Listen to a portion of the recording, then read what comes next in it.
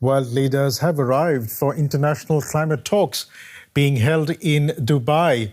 COP28 will see more than 130 world leaders getting together to discuss policies to keep the planet from warming too much. Part of that is a potential push for use of more renewable energy over fossil fuels.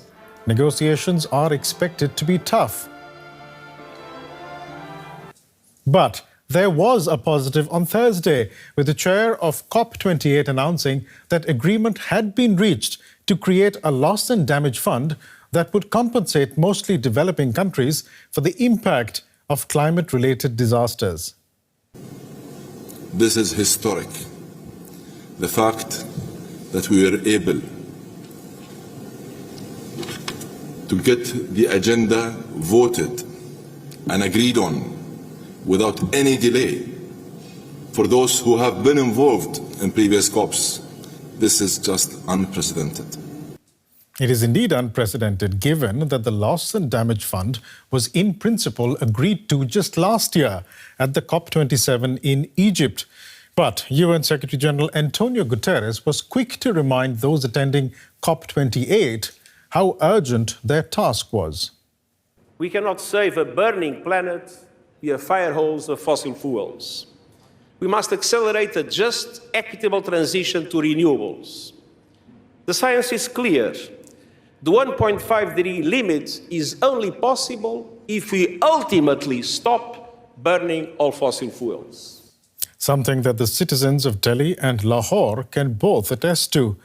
Both have some of the most polluted air in the world. Vehicular emissions coupled with changing weather patterns are making breathing a very hard task. Delhi once again tops the list as the world's most polluted city. On Friday, the Indian capital registered an air quality index of 484, meaning it's a health hazard to everyone. The pollution is too much in Delhi. When I go out for a morning walk, I have trouble breathing. It's like someone is smoking when I breathe, as if smoke is being blown into my face. Air quality in northern India worsens every winter. Heavy, cold air traps emissions from vehicles, factories, construction dust, and crop burning.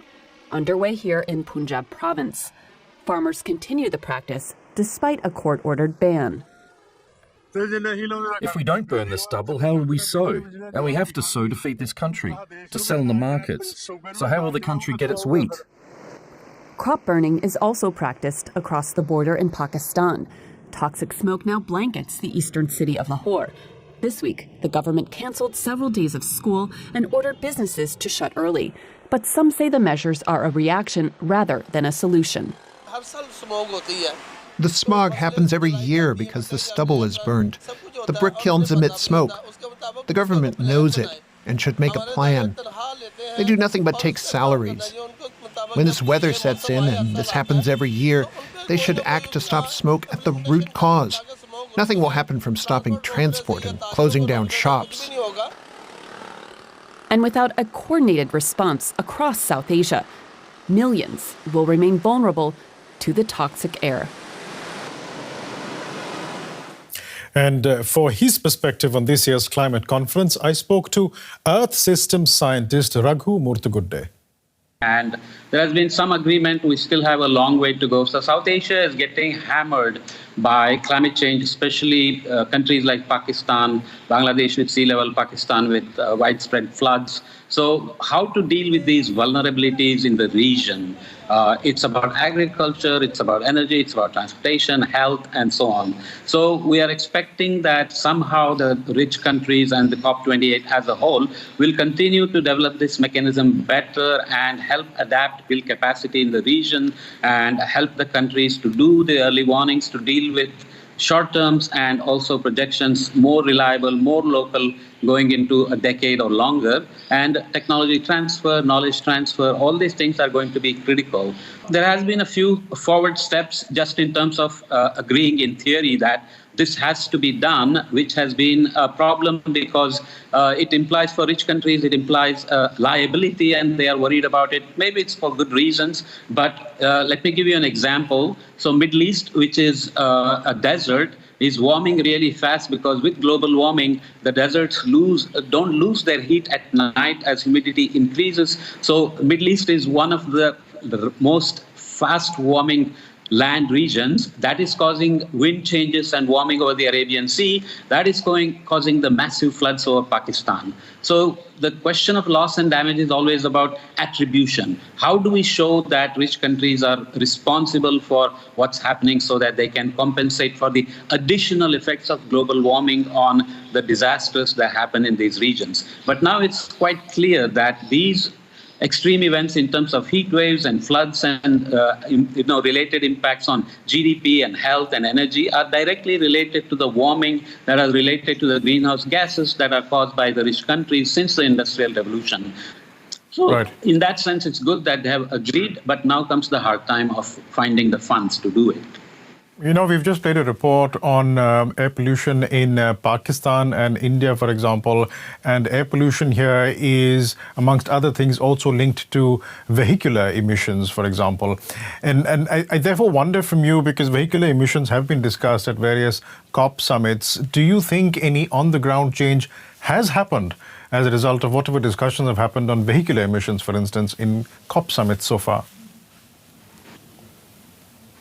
Well, the push for EV is going forward, but the problem for any country, not only just South Asia, but all the countries, including European countries, US, North America, is that how are we actually charging the batteries? So if we are still using dirty energy to do it, then we are just shifting the pollution from where the vehicular emission is, let's say in the urban centers, to regions where the power plants are. So this is still very tricky for all of us to say, how are we going to deal with vehicular emissions in an end-to-end way? So the renewables have to ramp up very rapidly. Storage and batteries for EVs have to be charged with clean energy. So it has a way to go, but the numbers are very encouraging because the number of EVs are increasing, renewable energy investments and deployments are increasing, and so on.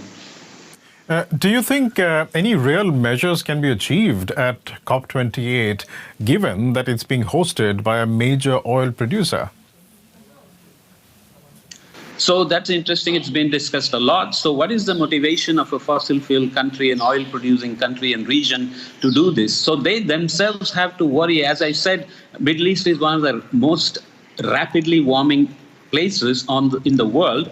They are already so hot. So if it comes out that we will have to leave the oil in the ground, assets in the ground, what are their ways forward? They have to think for themselves. So they have really, really good reasons to worry about global warming and adaptation mitigation and COP28 to be successful. So they are doing it for the good reasons, and let's hope that not too much lobbying will happen to suppress any of the measures that will begin to phase out fossil fuel investments, especially in terms of locking in the infrastructure that is still relying on fossil fuels like internal combustion engines for cars and so on. So the quicker we can phase out these fossil fuel technologies and infrastructure, the better it is for everybody, but they themselves have to plan for the future as well. We'll leave it there for the time being, but thanks so much for sharing and all of this context with us. Raghu Murthy, good day. Thank you so much, sir.